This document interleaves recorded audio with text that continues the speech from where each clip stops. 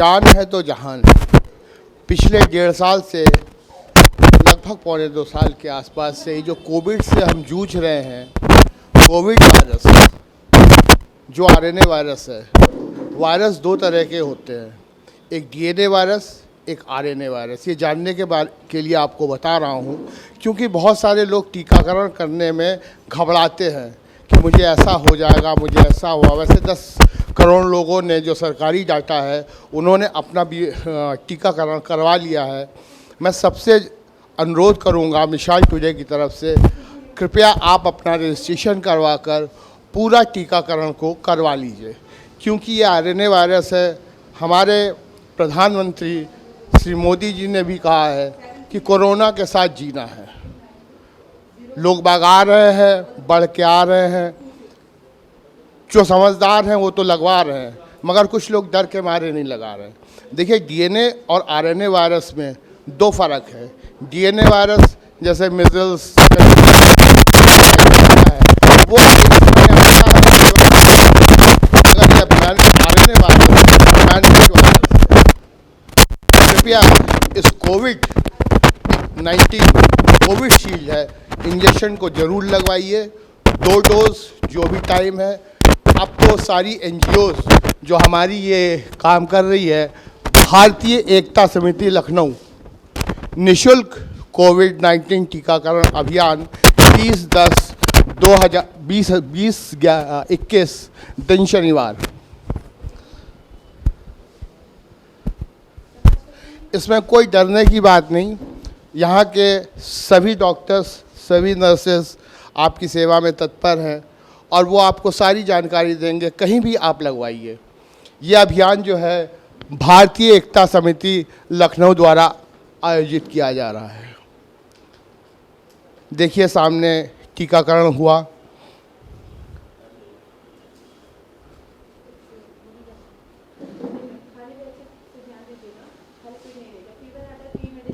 नहीं तो नहीं लीजिएगा। ठीक है जी। मैम, थोड़ा एक बार और बता दीजिए क्या आपने इनको राय दी। फीवर आने पे ये मेडिसिन लेना है। पैरासीटामोल 500 mg का है और आपको डाइट पे अच्छे से ध्यान देना है। खाने पीने पे लापरवाही नहीं करनी, खाली पेट नहीं रहना है। ठीक है जी। मैम, आपसे थोड़ा रूबरू होना चाहूँगा, थोड़ा जानना चाहूँगा। लोग बाग डरते हैं इंजेक्शन लगाने में, कोविड में आप आए। ये आपका पहला डोज था या सेकंड डोज? ये मेरा पहला डोज है, ये फर्स्ट डोज है मेरी। अच्छा, आपको कोई दर्द वगैरह तो नहीं हुआ? जैसे सिंपल इंजेक्शन लगता है वैसे ही लगा? नहीं, नॉर्मल कोई दिक्कत नहीं हुई। तो साथियों, इस इंजेक्शन को लगाने में कोई भी दिक्कत नहीं हुई है और आपसे फिर गुजारिश है कि इस टीकाकरण अभियान को संपूर्ण कीजिए। कोविड से बचिए क्योंकि जान है तो जहान है। स्वस्थ रहिए, सुरक्षित रहिए।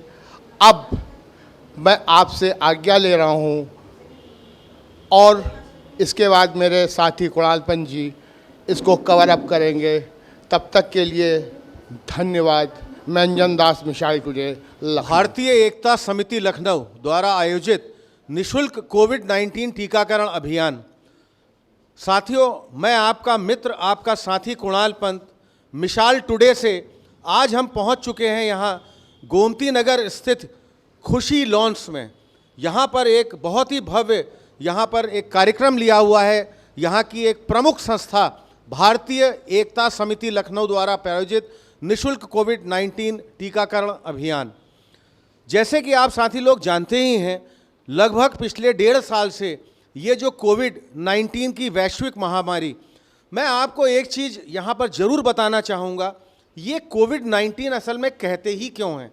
कई हमारे दर्शकों ने हमसे पहले भी पूछा था, उनकी बात आई थी और उन जानना चाह रहा था, उनकी जानकारी थी ये कोविड-19 का तात्पर्य क्या है। कोविड-19 का तात्पर्य बहुत ही सिंपल और बहुत सीधा सा है।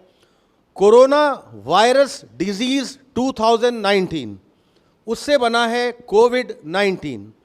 कोविड-19 कोरोना वायरस जो चाइना के वुहान शहर से जो शुरू हुआ था और इस वायरस में ख़ास तौर पे, जैसे मेरे भी साथी अंजन दास ने आपको 2 तरह के वायरस, डीएनए वायरस और आरएनए वायरस के बारे में बताया। ये एक बहुत खतरनाक आरएनए वायरस है क्योंकि ख़ास तौर पे इसका संक्रमण बहुत तेज़ होता है शरीर में। और ख़ास तौर पे जब ये चाइना में शुरू हुआ था तो जो चमगादड़ होते हैं, बैट्स, बैट्स जो है इसके इनिशियल कैरियर थे, वहाँ से ये वायरस शुरू हुआ, वो इंसानों तक पहुँचा और उस तरह धीरे धीरे दुनिया में एक ये वैश्विक महामारी बन गई।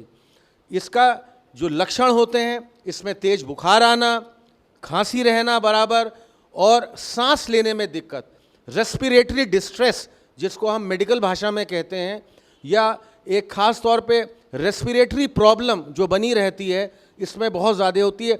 इसके सिम्टम्स कुछ कुछ निमोनाइटिस जो निमोनिया होते हैं उसमें भी लगभग इसी तरह के, और ये एक SARS virus, severe acute respiratory syndrome, SARS मतलब सार्स वायरस से सीवियर एक्यूट रेस्पिरेटरी सिंड्रोम।